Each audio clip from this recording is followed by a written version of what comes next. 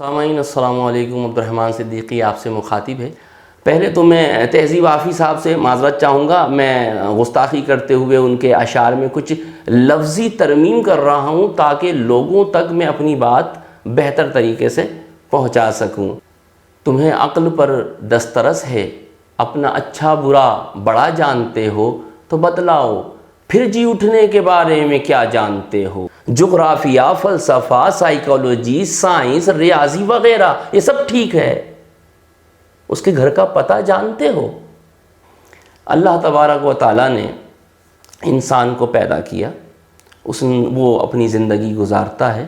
اس زندگی کے اندر اس کے کچھ فرائض ہیں، شادی کرتا ہے، بچے پیدا کرتا ہے، ان کی بہتر پرورش کرتا ہے، پھر ان کی شادی کرتا ہے، خوب پیسہ کماتا ہے تاکہ زندگی میں خوشیاں اور آسائشات جمع کی جا سکیں اور اپنی زندگی کو پرسکون گزارا جا سکے۔ اور صرف اتنی ہی نہیں کہ اپنی زندگی پرسکون گزاری جا سکے، بلکہ اس قدر کا پیسہ کماؤ کہ مرتے وقت اپنے بچوں کے لیے اتنا چھوڑ کے جاؤ کہ ان کو بھی کوئی پریشانی نہ ہو۔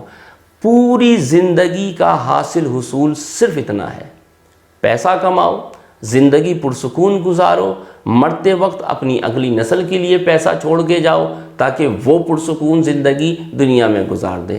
گویا ہم صرف اور صرف زندگی کے متعلق سوچتے ہیں، اور اگر کبھی موت کے متعلق سوچتے ہیں تو ہمارے اندر پیسہ کمانے کی ہوس اور حرص اور بڑھ جاتی ہے کہ میرے مرنے کے بعد میری اولاد کو کہیں پریشانی نہ ہو، لہٰذا اتنا جمع کرو کہ وہ آئندہ کئی دہائیوں تک اسے کھاتے رہیں، اسے استعمال کرتے رہیں۔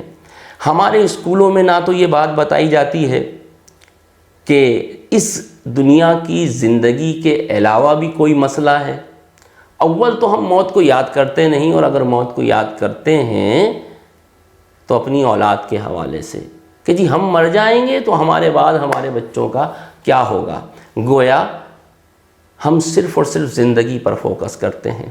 ایک دوسرا طبقہ ہے جو موت کے متعلق سوچتا ہے کہ ہاں جی موت آئے گی تو پھر مر جائیں گے، موت آئے گی اور مر جائیں گے۔ اگر اتنا ہی ہوتا تو پھر تو کافی تھا کہ زندگی گزاریے، اپنی اپنی شرائط پر اپنے انداز میں زندگی گزاریں، موت آئے تو مر جائیں۔ اور اگر مر جانا اور موت کے بعد چھٹکارا ہو جانا اگر یہی مسئلہ ہوتا، پھر تو واقعی زندگی اپنی شرائط پر ہی گزارنی چاہیے، اپنی مرضی سے گزارنی چاہیے، اور خوب پیسہ کمانا چاہیے، تمام آسائشات، سہولیات، تعیشات جمع کرنا چاہیے، کم پہ گزارا نہیں کرنا چاہیے، سیر سپاٹے کرنے چاہیے، پوری دنیا کا ایک ایک چپا گھومیے، مزے کیجئے، زبان کی لذت، آنکھ کی لذت، کان کی لذت، لمس کی لذت، گویا تمام طرح کی لذتوں کو اپنائیے، جمع کیجئے اور خوب لطف اندوز ہوئیے۔ مسئلہ صرف زندگی نہیں ہے، مسئلہ صرف موت بھی نہیں ہے، تو پھر مسئلہ کیا ہے؟ تیسری چیز کوئی ہے کیا؟ ہاں، ایک تیسری چیز ہے۔ نہ زندگی مسئلہ ہے، نہ موت مسئلہ ہے، موت کے بعد پھر جی اٹھنا مسئلہ ہے۔ اگر موت کے بعد دوبارہ جی اٹھنا نہ ہوتا پھر تو مزے ہیں، مزے کرو اور آخر میں مر جاؤ۔ معلوم ہے 60-70 سال کی عمر ہے، 100 سال کی عمر ہے، اس کے بعد مر جانا ہے، لہٰذا جتنی زندگی ہے، جیسا کہ بابر نے کہا تھا، بابر عیش کوش کہ دنیا دوبارہ نیست۔ بابر مزے کر لے، یہ دنیا کی زندگی دوبارہ نہیں ملنے والی۔ مسئلہ یہ ہے کہ مرنے کے بعد پھر جی اٹھنا ہے، اور یہ جو پھر جی اٹھنا ہے خواہ نہیں ہے۔ جو ہم کو دوبارہ سے جلا اٹھائے گا وہ کسی مقصد کے لیے جلائے گا، وہ ہم سے پوچھے گا یہ زندگی گزاری کیسے تھی، کیا کیا کیا تھا، کن شرائط پہ گزاری تھی، کچھ اخلاقیات کی پابندی کی تھی، کچھ اصول تھے، کچھ ضوابط تھے، کچھ حیا تھی آنکھوں میں، کچھ ہم سے ملاقات کا دل میں خیال تھا، کچھ ہماری جواب دہی کا تصور تھا کہ ہمارے سامنے پیش ہونا ہے، ہم کو جواب دینا ہے، یا یوں ہی غفلت میں زندگی گزار دی۔ مسئلہ یہ ہے، پھر جی اٹھنا مسئلہ ہے۔ اس کی تیاری نہ اسکول میں ہے، نہ کالج میں ہے، نہ ان پڑھ کر رہا ہے، نہ پڑھا لکھا طبقہ کر رہا ہے، نہ اعلیٰ تعلیم یافتہ طبقہ کر رہا ہے، نہ سرکاری اسکولوں میں یہ بات بتائی جا رہی ہے، نہ اے لیول میں، نہ او لیول میں، نہ آکسفورڈ میں، نہ کیمبرج میں۔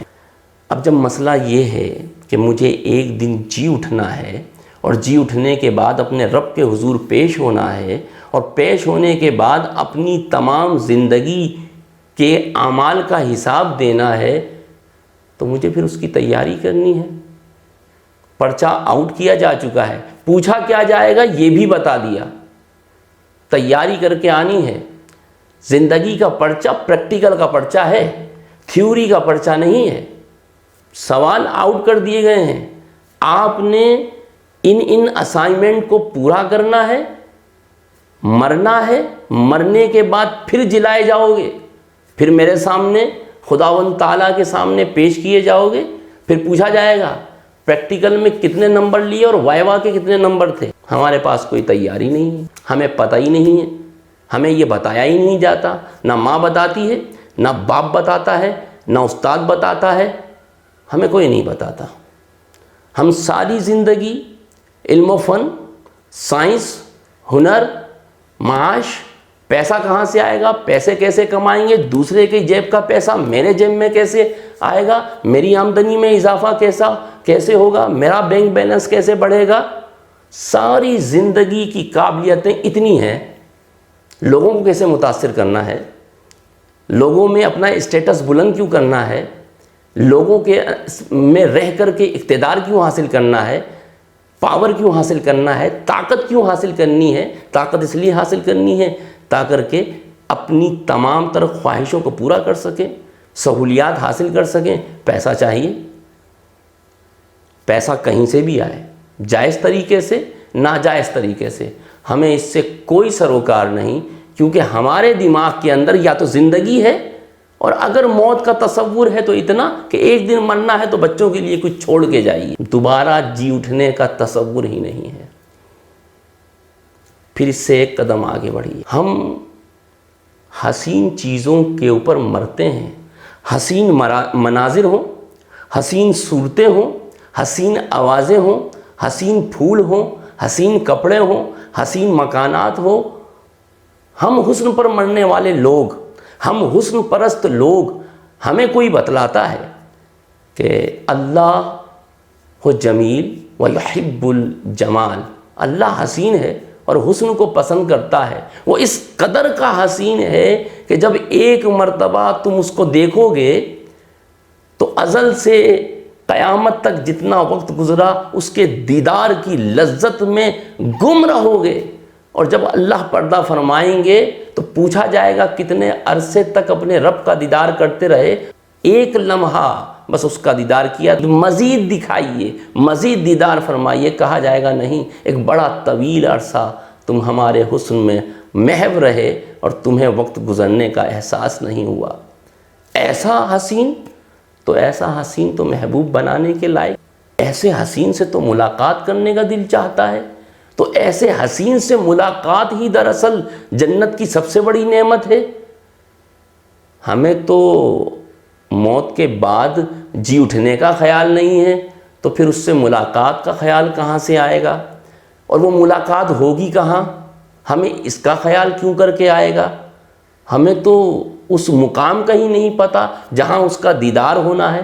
فرمایا گیا کہ جنت کے اندر اہل جنت کو اپنے رب کا دیدار ہوگا، کسی کو سال میں، کسی کو ہر ماہ، کسی کو ہر ہفتے، اور کسی کو صبح، کسی کو شام، اور کسی کو ایک دن میں 2 مرتبہ صبح و شام۔ ہم وہاں تک کیسے سوچیں گے؟ ہم تو مرنے کے بعد دوبارہ جی اٹھنے کے بارے میں نہیں سوچتے۔ ہمیں اس محبوب کے دیدار کی جگہ نہیں پتہ، اس کے گھر کا نہیں پتہ، جنت الفردوس کا نہیں پتہ۔ ہم اپنے محبوب کا دیدار کیا کریں گے؟ ہمیں کسی نے بتایا نہیں کہ ہم اپنے مالک سے محبت کر سکتے ہیں۔ ہمیں تو اس کا دیوانہ ہونا چاہیے۔ ہم حج پہ جاتے ہیں، ہم عمرے پہ جاتے ہیں، طواف کعبہ کرتے ہیں، جس طرح سے پروانے شمع کے گرد گھومتے ہیں، ہم کعبے کے گرد گھومتے ہیں۔ اے اللہ، تو نے قبلہ بنایا، ہم یہیں تک پہنچ سکتے ہیں اپنی زندگی میں. دیکھ پروانہ وار تیرے کعبے کا ہم طواف کرتے ہیں, اور جب تو ہمیں اپنے پاس بلائے گا, اپنا دیدار کرائے گا, ہماری حصے ادراک تیرا طواف کریں گی. یہ آنکھیں تو تجھے دیکھ نہیں سکتی, تو ہمیں عطا کرے گا وہ حسیات, وہ 5 جو حصے ہمیں تو نے دی ہے, اس میں یہ بصارت کی بھی حص ہے, لیکن یہ تجھے دیکھ نہیں سکتی. تو وہ اعلی ادراک ہمیں عطا کرے گا جس سے ہم تیرا ادراک کریں گے. اور وہ کیا لطف ہوگا جب تو ہم سے کلام کرے گا, کس قدر کی شیریں آواز ہوگی, کیسے شہد کے چشمے ہمارے کانوں سے ہمارے من میں داخل ہو جائیں گے. جس نے اس قدر ہنسی جنت بنا دی وہ خود کتنا حسین ہوگا. تو یقیناً محبت کے قابل ہے, تو اس قابل ہے کہ تجھ کو محبوب بنایا جائے, تیرے دیدار کے لیے آیا جائے. لیکن تیرا گھر کہاں ہے؟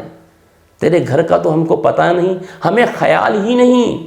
ہم تو جغرافیہ پڑھتے رہے, سائنس پڑھتے رہے, سائیکولوجی پڑھتے رہے, معاشیات پڑھتے رہے, ہمیں کبھی خیال ہی نہیں آیا کہ تیرا گھر کہاں ہے, تیرا دیدار کہاں ہوگا. اب ذرا دوبارہ ان اشعار کو سنیے.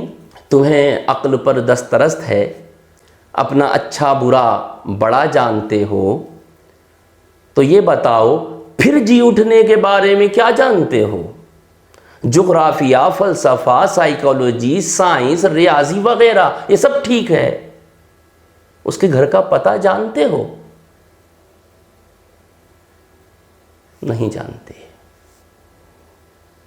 اگر آپ زندہ ہیں, اگر آپ کا ضمیر زندہ ہے, سوچئے اس محبوب حقیقی کے بارے میں, اس حسین ذات کے بارے میں جس کے دیدار کی لذت جنتوں کی نعمتوں کی تمام تر لذتوں سے کہیں بڑھ کر ہے.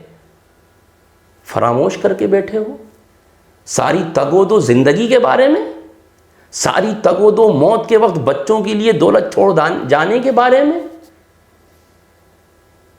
کوشش کرو, آگے بڑھو, اس حسین کے محبوب بن جاؤ, اس سے محبت کرو. شاید کہ تم کو پتہ چلے اس کا گھر کہاں ہے, اور پھر جب تم سے کہا جائے کیا اس کے گھر کا پتہ جانتے ہو, تو تم کہہ سکو کہ ہاں ہم اس کے گھر کا پتہ جانتے ہیں, ہم اس کی طرف رضا, شکر اور صبر کے قدموں سے چلے جا رہے ہیں, اور ایک دن ہم اس سے ملاقات کریں گے. اللہ میرے اور آپ کے لیے وہ وقت لائے کہ ہم اپنے رب کے حضور اس حالت میں پیش ہوں کہ وہ ہم سے راضی ہو اور ہم اس سے راضی ہوں. السلام علیکم ورحمۃ اللہ وبرکاتہ. آپ سے ایک دفعہ پھر ریکویسٹ ہے, میرے چینل خود رنگی کو سبسکرائب کیجئے تاکہ میرا اور آپ کا تعلق قائم رہے. بیل آئیکن کو بھی کلک کیجئے گا تاکہ میری آئندہ آنے والی تازہ ترین ویڈیو سے آپ کو بر وقت آگہی حاصل ہو.